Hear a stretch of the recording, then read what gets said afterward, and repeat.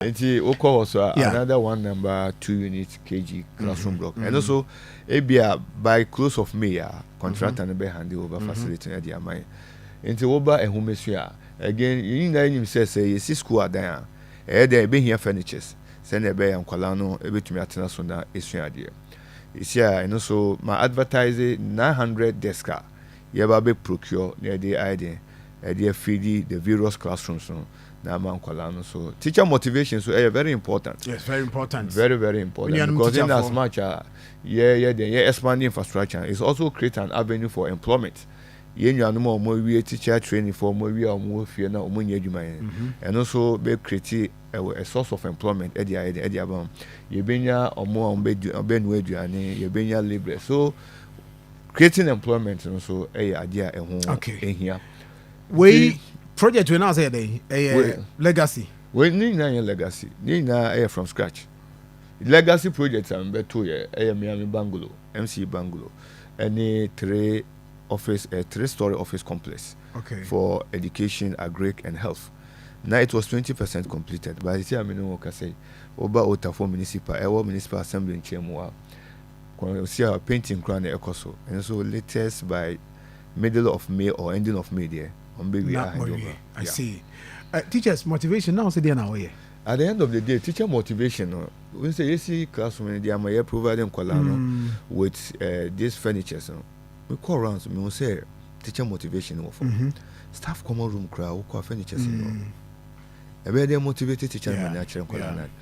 Or Chem Kolana they we at least it's all very relaxed. Now or share no to know. But school soon be bra. And yes sir. And in order to motivate him, almost say, staff common rooms, I say, you finish your way, send a baby to me, ama a resu or momora. Again, when they are two or send me a domoa, your Bema teacher was. Wow. Teacher. I started a fee. Okay. I feel couldn't December. Okay. Bema teacher was. First of its kind, and I think first of its kind. Me buy me who be that. First of its kind. That's good. Me did say a bekoso and also beboa. I'm a teacher for no page or more no so actually Kolana because the bear ya say a collaborate fi school or beba no na be on to me so be ni nyina no ye motivation na teacher no enya no. And okay. Enti for education no so far obi anya bi as in the literal area bi anya ne dia na bi mo dia enye baby na at least this is the first year. Okay. Was the first year so I know say we quickly we move into another cycle of projects. Oba apomudia ya nipa sabi edi akonya ba ya didi ya no muso dia we dey anya me be so wahwe wo be kakakra na se sabi wo kan fa na woko ese wonya baby a obekwa obetumi akwaje ayaresa. Enti se project bi ye bi aso no ye wo initial hu nti a ye di ye sa project no. That was last year. The annual performance review of the municipal health directorate. Ye hu say oba Tafo municipal and Tafo government hospital. The mortality rate no was 3. So mortality rate no na as aban crash penny enemies no e say hwe kwan ebetumi abrenase na abafom. Nti hwe ye hu say ye doctors na omo Tafo government hospital no bebre no ente emben facility no. Oh. Absolutely. Nti we saw the need say yesi bungalow emomo. As you see make say and also you see a 2-story semi-detached bungalow at the ama doctors no. And then okay. Screen so and also air course. You see Akoma external plastering in internal and rock me call. Me did say me aduma contract and also even though now they have the 6-month period calendar month to complete from December to June.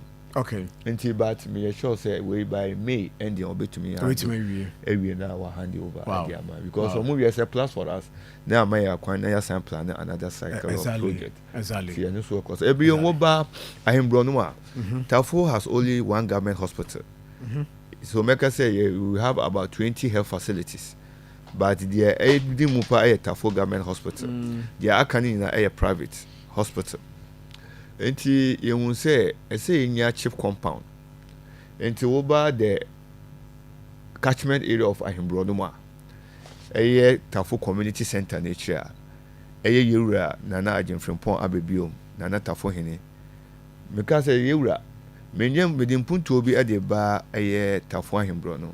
But as I buy Minyas, I say, and the Yura Seminana, so what is Sir and Punto at the bar, na Baba Shem and Munyam, na Ma Sabi, you have so been your conya, I didn't call ya, sir, I didn't see. You rank a set to 2 and 9.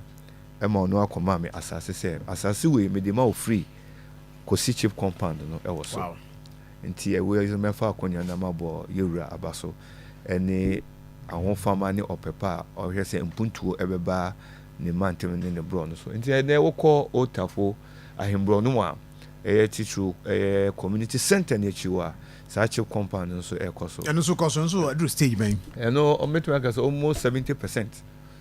Megidi say on so contractor no ya catch and say by June no so hand over facility na here. A big facility pa ekoso.